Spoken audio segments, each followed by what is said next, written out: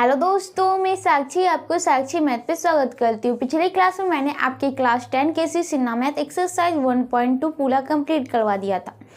अब भाई ये आगे क्या एक्सरसाइज 1.3, उससे पहले हम क्या करने वाले हैं उसका कुछ इंट्रोडक्शन, यानी कि उसमें किस टाइप का क्वेश्चन पूछेगा और हमें किस तरह से जवाब भी देना होगा। ठीक है, उसको हम इस क्लास में देखेंगे। तो प्लीज़ वीडियो को स्किप मत कीजिएगा, अंत तक जरूर देखिएगा और जो नए हैं इस चैनल को सब्सक्राइब भी करिएगा। ठीक है, तो अब इस क्लास में उसका इंट्रोडक्शन में हम क्या देखने वाले, तो हम देखेंगे बस 3 चीज़।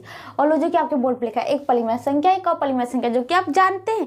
फिर भी हम देखेंगे कि हम जितना बाल आए ना भाई उतना बाल देखो, इससे क्या होता है रिपीट होते रहता है, जिससे हमें याद रहता है। ठीक है, ऐसे तो अगर बात कर लेते बच्चे में एक बार पढ़ ले परिमेय संख्या, जैसे p/q के रूप में लिख लिया। ठीक है, उसके बाद पढ़ते ही नहीं तो आज याद रहता कि परिमेय संख्या भी था एक। ठीक है, इसलिए जितना बाल है उतना बाल करना चाहिए, ये नहीं कि भाई आता है छोड़ दो, नहीं। और एक चीज है जो कि परिमेय आएगा, वो परिमेय है, कथन रहेगा, उसको हमें सिद्ध करना है। ठीक है, तो चलिए पहले देखते हैं हम परिमेय संख्या किसे कहते हैं। परिमेय संख्या हम जानते हैं क्या, जिससे हम p/q के रूप में लिख सकते हैं। ठीक है, अभी तक हम चल रहे क्या, मैं जो ना आपकी बुक के हिसाब से पढ़ाऊंगी, मैं पहले बता देती हूँ। कहने का मतलब है कि बुक में जैसे आपको पहले इंट्रोडक्शन कुछ, फिर उसके आधार पर क्वेश्चन, फिर इंट्रोडक्शन, फिर उसके आधार पर क्वेश्चन, उसी प्रकार मैं भी करूँगी। तो अभी तक हम जो जानेंगे ना परिमेय संख्या, ये ना कहते हैं कि इसका दशमलव प्रसार जो होता है ना, शांत और अशांत या फिर अशांत आवृत्ति होता है। अभी तक हम जान ले क्या परिमेय संख्या, जिससे हम p/q के रूप में लिखते हैं। ठीक है, आगे हम जानेंगे ये बात भी। ठीक है, तो देखिएगा, पहली बात तो यहाँ तक की जो कहानी चल रही है उसी कहानी पे लेके चलते रहेंगे। अब परिमेय संख्या वैसी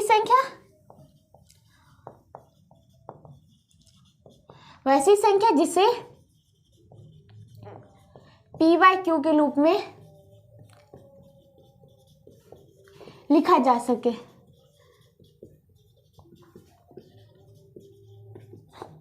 जहां q =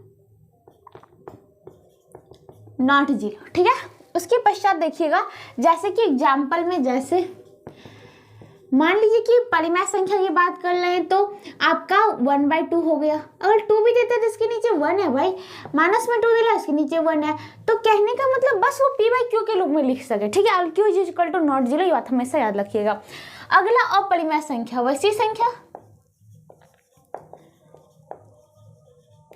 जिसे p/q के रूप में लिखा जा सके, जहाँ q = नॉट 0। और यहाँ पे ये भी बात लिख दीजिएगा भाई, जहाँ और p और q जो होना चाहिए, और p तथा q पूर्णांक हो।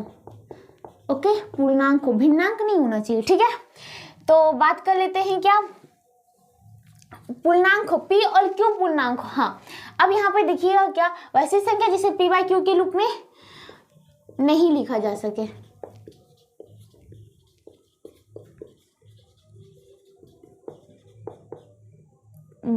लिखा जा सके।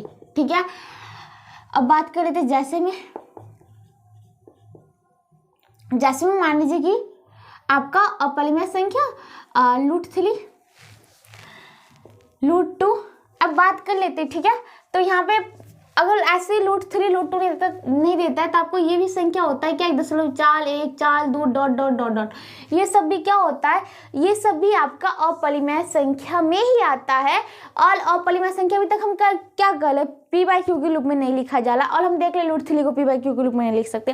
जब हमने 1.4 1 4 1 4 2 ... आगे बढ़ा दिया तो इसका मतलब कुछ आएगा। अब क्या पता क्या आएगा, कहाँ तक जाएगा, कुछ पता है नहीं। जब पता खुद ही नहीं है तो मुझे p/q के रूप में रखे तो कैसे लगे भाई, क्योंकि जैसे कि मान लीजिए p/q को भी दशमलव में देता है 1.2, तो इसको हटाते बटा 10 करते, फिर काटते 2 से, 2 × 6 = 2 × 5 = 10, तब जाके होता है ना।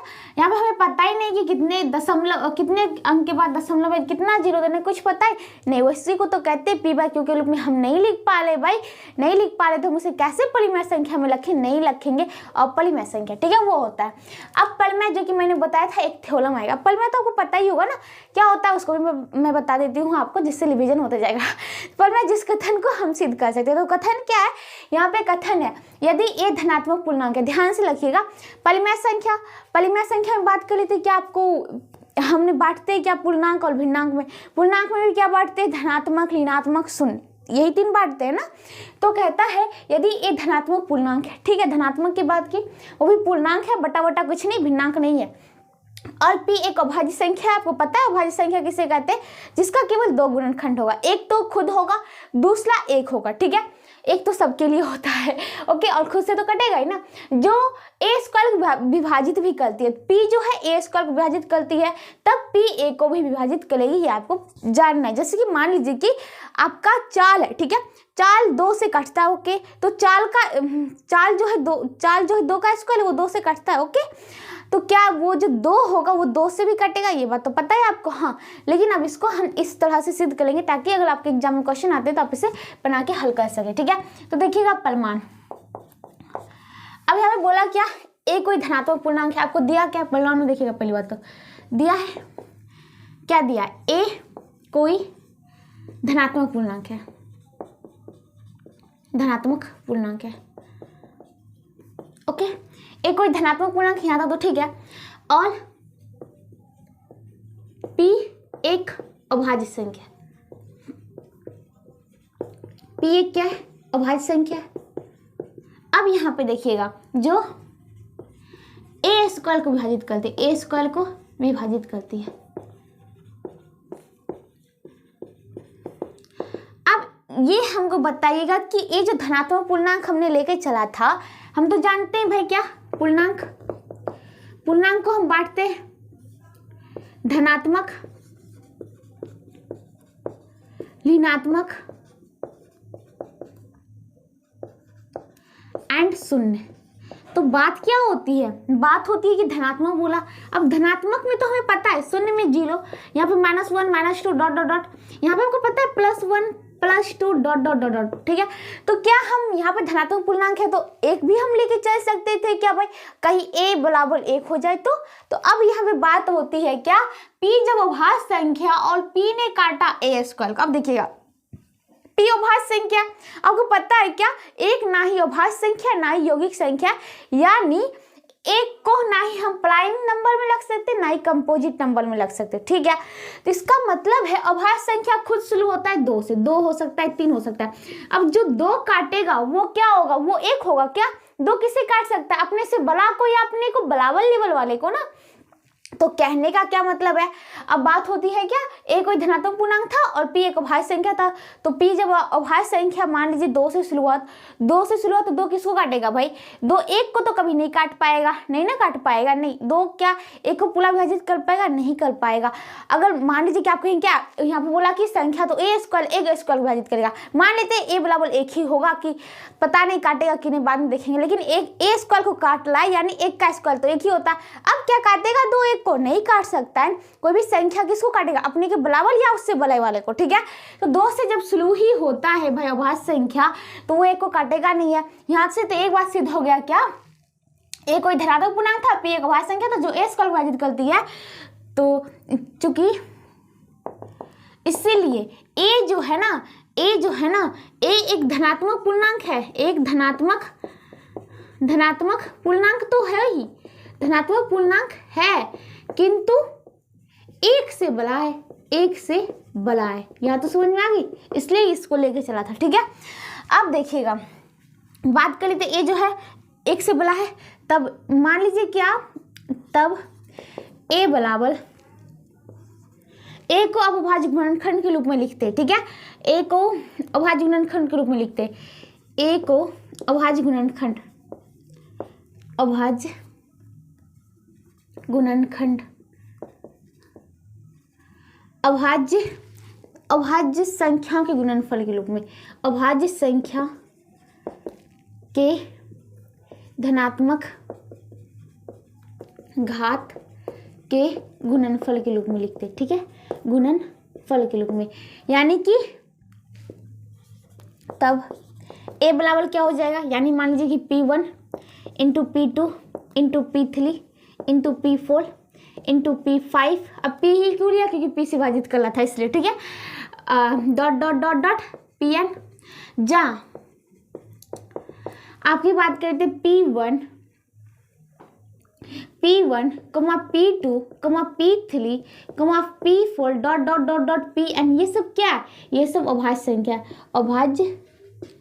अभाज्य संख्या। तब तो हमने लिखा है क्या, अभाज्य संख्या के धनात्मक जो भी घात होगा, पावर 1 हो जाए, पावर 2 हो जाए, जो भी हो जाए, तो उसका क्या होगा, गुणनफल के रूप में है। तो ये सब क्या है, आपका अभाज्य संख्या। ठीक है, अब देखिएगा, अगर बात कर लेते हैं तब ए स्क्वायर बराबर क्या हो जाएगा। अब जैसे कि मान लीजिए क्या, अगर हम 2 का भाज्य गुणन 2 का नहीं 6 का लिखते हैं, ठीक है, 6 का लिखते हैं तो 2 3 6 होता है। इसका स्क्वायर करते हैं तो 6 6 36 हो गया। तो इधर का भी स्क्वायर हो जाएगा ना भाई, 2 का स्क्वायर 4 गुने 3 का स्क्वायर तो 2 2 4 हो गया, 3 3 9 9 36 भूल गया ना। तो कहने का मतलब तब क्या हो जाएगा, इधर स्क्वायर किया, इधर भी स्क्वायर, P1 का होल स्क्वायर इंटू P2 का होल स्क्वायर इंटू P3 का होल स्क्वायर इंटू P4 का होल स्क्वायर। इसी प्रकार dot dot dot dot Pn का होल स्क्वायर। ठीक है, यहाँ तक तो कोई दिक्कत नहीं है। जहाँ आपका P1 P2 P3 तो अभाज्य संख्या, ये बात समझ में तो आ गया। हाँ, लेकिन ये बात याद रखिएगा, ये नहीं कि अब यहाँ पे ये भी लिख के चलेंगे P1 का होल स्क्वायर जो है वो अभाज्य संख्या नहीं भाई, P1 का होल स्क्वायर, इसका मतलब P1 into P1 is equal to whole P1 का होल स्क्वायर, ये तो खुद कट रहा है ना। ठीक है, याद रखिएगा ये बात। अब बात कर लेते हैं, क्या आपको क्या बोला, P तो एक अभाज्य संख्या था। ठीक है, चूंकि जो A स्क्वायर विभाजित करता है, अब देखिएगा, चूंकि P जो है क्या कर रहा है, A स्क्वायर को विभाजित करती है, A स्क्वायर को विभाजित करती है। ठीक है, इसलिए P जो है, अब इसका A स्क्वायर के हम जगह लिख सकते हैं इसके धनात्मक घातों के गुणनफल के रूप में, क्योंकि धनात्मक घात स्क्वायर धनात्मक ही घात है ना, तो इसको लिख सकते हैं क्या, P1 का होल स्क्वायर इंटू P2 का होल स्क्वायर इंटू P3 का whole square dot dot dot dot Pn का होल स्क्वायर को विभाजित करती है।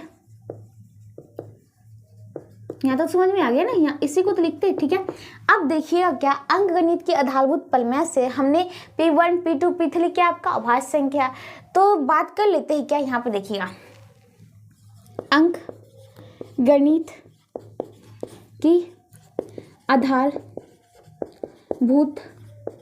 प्रमेय से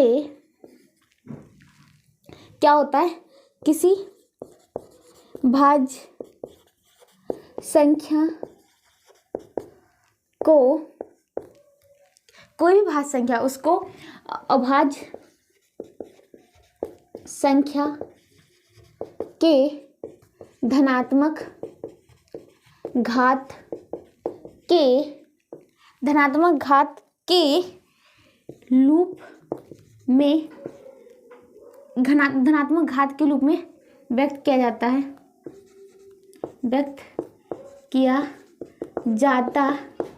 है, तो यह अद्वितीय होता है, अद्वितीय होता है। अद्वितीय होता है क्या, नहीं मतलब अब इसमें आप कुछ जोड़ वाल नहीं सकते। ठीक है, ये खुद में एक अपना परिपूर्ण बन गया, एक अपना छाप बना चुका है। ठीक है, तो कहने का मतलब क्या है, इसलिए अगर बात कर लेते हैं क्या, यहाँ पे ध्यान से देखिएगा, यहाँ पे क्या बात होती है क्या, ए स्क्वायर जो था, यहाँ पे क्या बोला भाई, किसी भाज्य संख्या को मतलब किसी कोई भी भाज्य संख्या, कोई भी उसको भाज्य संख्या के धनात्मक घात के गुणनफल के रूप में, धनात्मक घात के गुणनफल के रूप में व्यक्त किया जाए, तो यह जो होता है अद्वितीय होता है। ठीक है, तो यहाँ पे देखिएगा ए स्क्वायर को हमने किसने रूप में व्यक्त किया है, P1 P2 P3 जो कि आपका क्या था, क्या कहते हैं भाई, अभाज्य संख्या है। इसीलिए ए बराबर P1 into P2 into P3 dot dot dot Pn जो है यह अद्वितीय है। ओके, अब देखिएगा अद्वितीय है, चूंकि P जो है ए स्क्वायर को विभाजित कर रहा था ना, चूंकि P जो है यहाँ पे यहाँ पे देखिएगा चूंकि P जो है यहाँ पे लिख देती हूँ, ए स्क्वायर को विभाजित करता है, तो P जो है, बात कर लेते हैं स्क्वायर की जगह, P1 का होल स्क्वायर P2 का whole square dot dot dot Pn का होल स्क्वायर, इसको भी विभाजित करता है, विभाजित करता है। ठीक है, अब यहाँ पे देखिएगा ये क्या अद्वितीय है क्योंकि अभाज्य संख्या। बात कर लेते हैं कि यहाँ पे देखिएगा, अगर बात कर लेते हैं क्या p जो है p1 का होल स्क्वायर को इस सबको विभाजित करता है, तो इसका मतलब अभाज्य संख्या था, इसी में वो एक संख्या छिपी थी, यानी कि p जो है p1, p2, p3 dot dot dot dot pn में से एक संख्या है। जब इस सब में से एक संख्या है तो कह सकते हैं क्या p जो है p1 into p2 into p3 into p4 dot dot dot dot pn को विभाजित कर सकता है,